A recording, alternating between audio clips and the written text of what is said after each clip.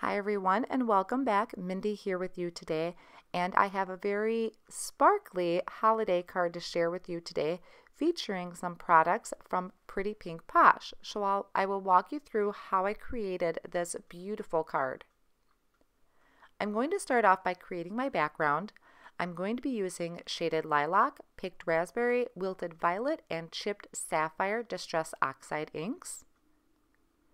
And I'm going to be starting off by creating this background with Bristol Smooth cardstock. This is a really great cardstock for doing ink blending on, whether it's with the distress oxides or even the regular distress inks. So what I'm starting off with is my mini blending tool, and I'm just laying down the lightest color, which is the shaded lilac. I have found this is the easiest way for me to ink blend, is to just lay down a color to start with. It doesn't have to be perfect when you put it on. I'm just laying that color down. Then I come in with a picked raspberry, and then the wilted violet, and the chipped sapphire. And I'm kind of creating this gradient of color going from the lightest to darkest, trying to keep that chipped sapphire towards the outermost edge.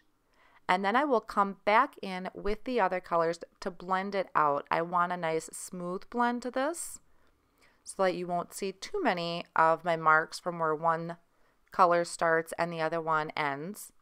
So I will just keep going back over that until I'm satisfied with that blend. Once that is done, I have a distress sprayer here just full of water, and I'm taking the topper off and I'm just using that to flick some water onto my background. I'll let that sit for just a couple seconds, and then I'm going to come in with a paper towel and pick up or dab up those water spots, and the water is going to pick up that distress oxide ink and leave those lighter marks or water splatter looks, and that just helped create the effect of snow. The other thing I wanted to do to really get this background into the snowy scene is I'm using this white ink that I have, and I will have that and all of my other supplies listed down below in the video description box. So I'm just taking this ink and I'm putting a little bit on an acrylic block, and I'm going to flick it onto my background with a paintbrush, just moving that around, going at different angles. You could also add a little bit of water if you wanted to dilute it, but I wanted the brightest white that I could get. And I'm just adding a little bit more. I really wanted to have a very snowy background. So just turn my block, get another angle at it so they're not all going in the same direction. And then I'm taking this glitter dust spray, and this is the gold glitter dust. And I'm going to spray this all over my background. What I do, because this does really smell, is I'm using a box off on the side, and I'll either go outside or just do it down in my basement. And I'm going to spray that entire background. Kind of hard to see on camera, but it's just got this gorgeous sparkle to it. This is one of my favorite products. So I'm going to put this off on the side to dry. While my background is drying, I'm going to do my stamping and coloring. So I'm using the Penguin Pals stamp set from Pretty Pink Posh. This is such an adorable set. I love these penguins. I'm going to be using 3 of them off of this set. There's also little hats you can put on them, little presents or little items you can add into their arms. So I did the 3 penguins and then a little present. And I'm going to stamp this with the My Favorite Things Extreme Black ink, which is Copic friendly. And this is going to go on some Neenah Solar Weight cardstock. This is 80 pound. This is my personal choice for Copic Coloring. I just really like how the ink soaks into the cardstock, and it helps me just get a smoother blend. So I did stamp those twice, and then I could start some Copic Coloring. So for my colors for my penguins, I'm going with N6, N5, and N2. So I did leave this first part in the real time, so this is how my speed of coloring, and I'm just adding a very small line of shadows on the underside of the flippers, a little bit at the bottom of the penguin, and I'm just going around the head a little bit. I'm not, there isn't a lot of room to do a bunch of shading to, but I did want to have a little bit of definition there. So I'll just trace around those areas. And hopefully I don't get you dizzy by moving my cardstock. I have to turn it to be able to get to some of those areas. Then I come in with an N5 and I just blend that out a little bit. And then in with the N2. And what the N2 will do, since that is quite a jump from N5, is when you color over those darker areas, it's going to lighten that up a little bit. So I think that gives a really nice contrast. For the face and the belly, I'm using W1 and W0, and I'll do R21 for some cheeks. And I didn't do a lot. I wanted to leave most of my penguin white in the middle there. Then for the scarf, I'm going with a candy cane striped type of scarf. So I have R29, R24, R22. And then for the white stripes, I will do C2 and C0. And I'm just doing darkest to lightest, top to bottom. A little bit of YR07 for their little feet and the beaks. And I just went ahead and did that on the rest of the characters too, since I had that out. I'm not doing any shading with the feet.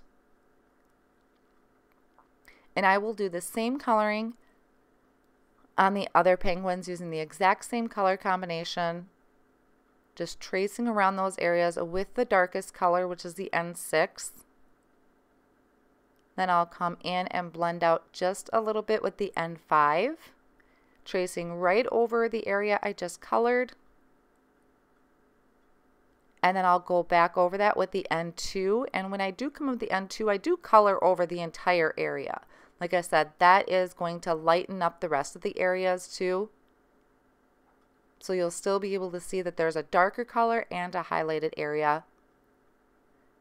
And then back in with the W1 and W0, just going around the sides of the belly and the face and blending that out, not blending it all the way in. I'm leaving the middle part white. And then I'll do that same color combination on this last one. Now I'm not as concerned about the shadows or anything on the flippers of this one because it's going to be holding a present. So for the most part, that's going to get covered up. But kind of force the habit to still do my shading and my blending. And then for the little present, I will add a little bit of color here, and I'm going to use the same colors, the same red combination that I did on the scarf. So I'll go over that real quick with the R22, a little bit with the R24, and then some R29. And I did come in with a YG07, I believe it was, for the green. And then I'm just going to take the coordinating dies to die cut out my images, and I'm just holding that in place with some Post-it tape. And now I'll put those pieces off on the side, and I'm going to work on the rest of my card. So I wanted to create a hilly slope. So I'm just taking the scalloped border, and I held that in Post-it tape so you can see at the top of the screen I have this really cute snowy hill with that scalloped edge. I am using the layered tree, and I actually die cut this out of pattern paper. I thought that was really cute, and I'm just using some Nuvo Deluxe adhesive to attach this all together. You could add some shading to it if you wanted, but I just chose to leave it as is. I thought it was just a really cute idea to have a pattern paper tree instead of just the green this time. I did die cut the star from some gold glitter cardstock, and then there are ornaments you can see off on the side. There's the set. There's some different ornaments you could add. I decided to just add some bows. These actually can go on top of your ornaments if you decide to add that to your tree. I'm just going to leave them as is.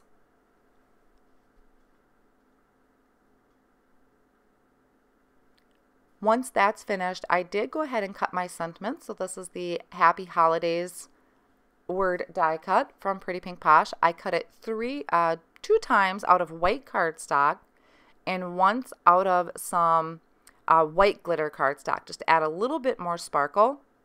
And instead of fussing with glue to try and glue these together, what I'm actually going to do, and what I've really enjoyed using, is this CraftBond spray adhesive. Now this is really smelly stuff, so you want to do this in a well ventilated area, or I like to go in my basement to do it because nobody ever goes down there. So you can see here is my background now, nice and dry.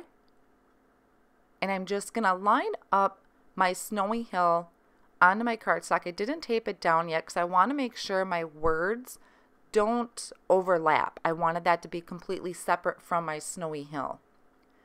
And if I needed to trim any off, I could, but I was happy with it. So I'm just going to go ahead and attach that right to the front of the card with my dot runner.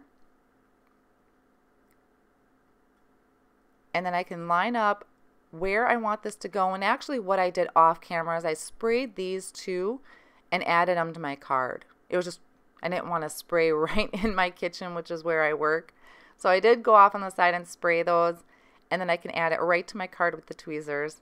And that top layer of the Happy Holidays is that white glitter cardstock. It's hard to catch it on camera, but there's so much sparkle to this card. I just love having sparkle on my Christmas cards. Now I'm just adding some of that Nouveau Deluxe adhesive to one side of my Christmas tree. And I'm going to have this, I purposely had this hanging off, and I'm going to trim off that excess. I didn't want it to take up too much room on my card because I still have my cute little penguins to add to the scene. So I'm just giving that a good push down. You can see I'm working on some scratch paper here. That's just kind of a habit I've gotten into lately so I don't get my craft mat all full of gunk. So I did go ahead and trim that excess off from the layered tree.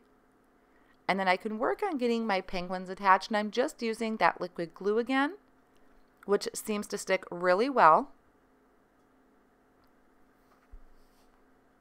And I almost forgot to ground my images. So I am just taking, I think it was a C1, and just adding a little bit of shading under my penguins just to kind of ground them so it doesn't look like they're floating. And then I blended it out with a C0. Now this little guy is going to be holding the present. So I did add some shading under him or her. And then I added some foam tape just to give it a little bit more dimension. I'm going to add that right by the Christmas tree, and then I can give that little one a present. And to finish off, I'm going to be using some of the Pretty Pink Posh jewels. So I added one of the jewels to the dot for the eye, and then I'm adding some onto my Christmas tree for some ornaments. And you can see I have lemon drop jewels out here, and I also have the holiday mix. And I use the jewel picker and that liquid glue to attach them, and it holds beautifully. Then you can see all that sparkle. Hopefully you can catch that glitter dust on the background. I know it's really hard to capture on camera, but it is beautiful. I hope you enjoyed today's card. If you did, I would really appreciate a big thumbs up, and subscribe to my channel if you haven't already done so. My supplies will be listed down below in the video description and also on my blog as well. Thank you so much for stopping by, and I'll catch you next time.